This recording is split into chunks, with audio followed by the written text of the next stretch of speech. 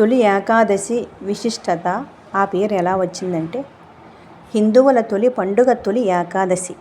ఈ పర్వదినంతోనే మన పండుగలు మొదలవుతాయి. వరుసగా వినాయక చవితి, దసరా, దీపావళి, సంక్రాంతి పండుగలు వస్తాయి. హైందవ సంస్కృతిలో తొలి ఏకాదశికి విశేష స్థానం ఉంది. దీన్ని శయనైకాదశి అని, హరివాసరం అని, పేలాల పండుగ అని కూడా పిలుస్తారు. తొలి ఏకాదశి సందర్భంగా ఈ పండుగ విశిష్టత, ఒక ఏడాదిలో 24 ఏకాదశుల్లో వస్తాయి. వీటిలో ఆషాఢశుద్ధ ఏకాదశిని తొలి ఏకాదశిగా పిలుస్తారు. పురాణాల ప్రకారం శ్రీ మహావిష్ణువు క్షీరసాగరంలో శేషతల్పంపై 4 నెలల పాటు శయనిస్తాడు. అక్టోబరు లేదా నవంబరు నెలల్లో వచ్చే ప్రబోధిని ఏకాదశిని ఆయన తిరిగి మేల్కొంటాడు. ఈ 4 నెలలను చాతుర్మాసాలుగా వ్యవహరిస్తారు. తొలి ఏకాదశి నుంచి 4 నెలల పాటు చాతుర్మాస దీక్ష ఆచరిస్తారు. ఈ 4 నెలలు స్వామివారి పాతాళలోకంలో బలి చక్రవర్తి వద్ద ఉండి కార్తీక పౌర్ణమి నాడు తిరిగి వస్తాడని పురాణ గాథ ఒకటి ప్రాచుర్యంలో ఉంది.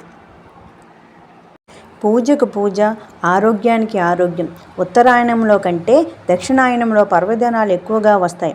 వాతావరణంలో మార్పులు అధికంగా సంభవించే కాలం కూడా ఇదే. కాబట్టి ఈ కాలంలో ఆరోగ్య పరిరక్షణ నియమాలు ఆచరించాలి.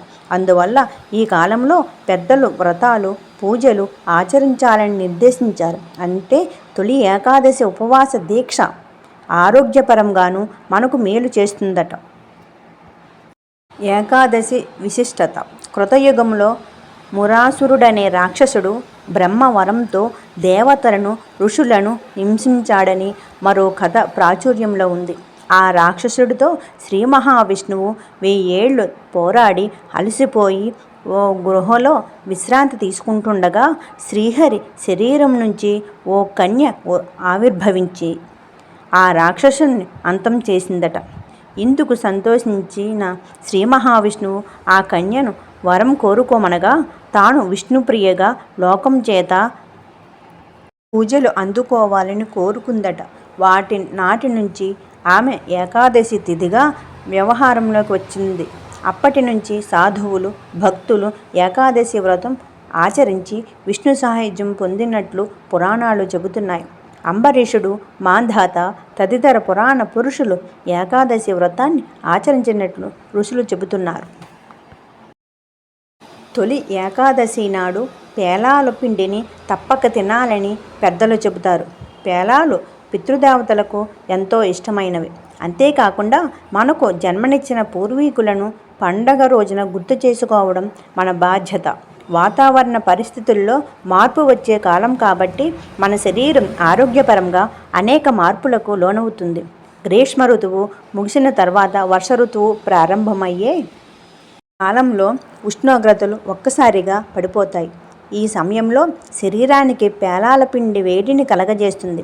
అందువల్ల ఈ రోజున ఆలయాల్లో, ఇళ్లల్లో పేలాల పిండి ప్రసాదంగా పంచడం ఆనవాయితీగా వస్తోంది.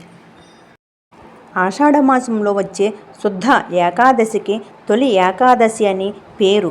ఈ రోజు నుంచి శ్రీ మహావిష్ణువు 4 నెలల పాటు యోగనిద్రకు ఉపక్రమిస్తాడు. కార్తీకంలో వచ్చే ఉత్తాన ఏకాదశి నాడు తిరిగి మేల్కొంటాడు. దక్షిణాయన ప్రారంభ కాలంలో వచ్చే తొలి ఏకాదశి పర్వం విష్ణు భక్తులకు పరమ పవిత్రం. ఉపవాస జాగరణలతో ఈ పర్వదినాన్ని భక్తి శ్రద్ధలతో జరుపుకుంటారు.